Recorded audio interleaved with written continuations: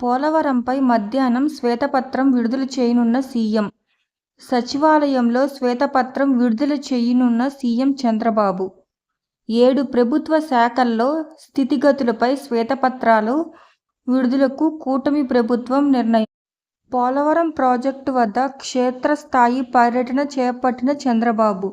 Project విషయంలో వాస్తవాలను ప్రజలకు తెలపనున్న సీఎం చంద్రబాబు. గత ప్రభుత్వ విధానాల వల్ల నష్టం, సవాళ్లపై సమగ్ర వివరాలతో శ్వేతపత్రం. సికింద్రాబాద్ ట్రాఫిక్ పోలీస్ నుంచి బ్రీత్ ఎనలైజర్ ఎత్తుకెళ్లిన యువకుడు. డ్రంక్ అండ్ డ్రైవ్ తనిఖీ చేస్తుండగా అధికారి నుంచి లాక్కెళ్లిన యువకుడు. రాత్రి బోయిన్పల్లి పరిధిలో డ్రంక్ అండ్ డ్రైవ్ తనిఖీలు చేస్తుండగా ఘటన. కేసు నమోదు చేసి దర్యాప్తు చేపట్టిన పోలీసులు. విజయవాడలో వ్యాపారి హత్య కలకలం. వ్యాపారి శ్రీరామ్ ప్రసాద్ను హత్య చేసిన మణికంఠ అనే యువకుడు. బృందావన్ కాలనీలో హతుడి దుకాణం వద్ద దారి కాచి హత్య చేసిన మణికంఠ. కుమార్తెను ప్రేమ పేరుతో వేధించాడని మణికంఠను మందలించిన శ్రీరామ్ ప్రసాద్. మందలించినందుకే శ్రీరామ్ ప్రసాద్ను మణికంఠ హత్య చేసినట్లు పోలీసులు అనుమానం. బృందావన్ కాలనీ సింధు భవన్ వద్ద కిరాణా దుకాణం నిర్వహిస్తున్న శ్రీరామ్ ప్రసాద్ దుకాణం మూసి ఇంటికి వెళుతున్న సమయంలో కత్తితో దాడి చేయటంతో అక్కడికి అక్కడే మృతి చెందిన వ్యాపారి శ్రీరామ్ ప్రసాద్.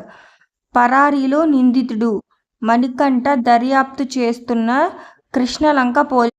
హైదరాబాద్ పీవీ ఘాట్ వద్ద పీవీ నరసింహారావు జయంతి. పీవీకి నివాళులర్పించిన ఆయన కుమార్తె వాణీదేవి, జానారెడ్డి, తీగల కృష్ణారెడ్డి. సంగారెడ్డి పటాన్చెరు మండలం ఇంద్రేశం వద్ద ఆసుపత్రిలో వ్యక్తి మృతికి వైద్యుల నిర్లక్ష్యమే కారణమని బంధువుల ఆందోళన. హైదరాబాద్ మాజీ సీఎం కేసీఆర్ పిటిషన్పై హైకోర్టులో ప్రారంభమైన వాదనలు. విద్యుత్ కమిషన్ ఏర్పాటు చేస్తూ ప్రభుత్వం తీసుకొచ్చిన జీవోను కొట్టివేయాలని పిటిషన్.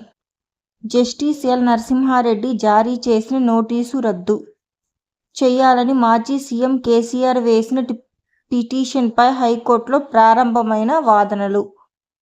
అమరావతి రాష్ట్ర పర్యటనకు వచ్చిన తెలంగాణ గవర్నర్ రాధాకృష్ణన్ను తేనేటి విందుకు ఆహ్వానించిన సీఎం చంద్రబాబు. ఉండవల్లిలోని చంద్రబాబు నివాసంలో మర్యాదపూర్వకంగా కలిసిన గవర్నర్ రాధాకృష్ణన్. నంద్యాల జిల్లా మహానంది సిరివెల్లి మండలం పచ్చర్ల గ్రామంలో బోనులో చిక్కిన చిరుత. గత 15 రోజులుగా సిరివెల్ల మండల పరిధిలో సంచరిస్తున్న చిరుత ఇటీవల గ్రామ పరిధిలో ఒక మహిళపై దాడి. శుక్రవారం తెల్లవారుజామున బోనులో చిక్కిన చిరుత.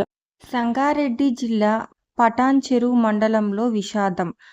ఇన్నాపూర్లో కుక్కలు కరిచి 8 ఏళ్ల బాలుడి మృతి. రాష్ట్ర వ్యాప్తంగా రవాణా శాఖ అధికారుల పెన్డౌన్.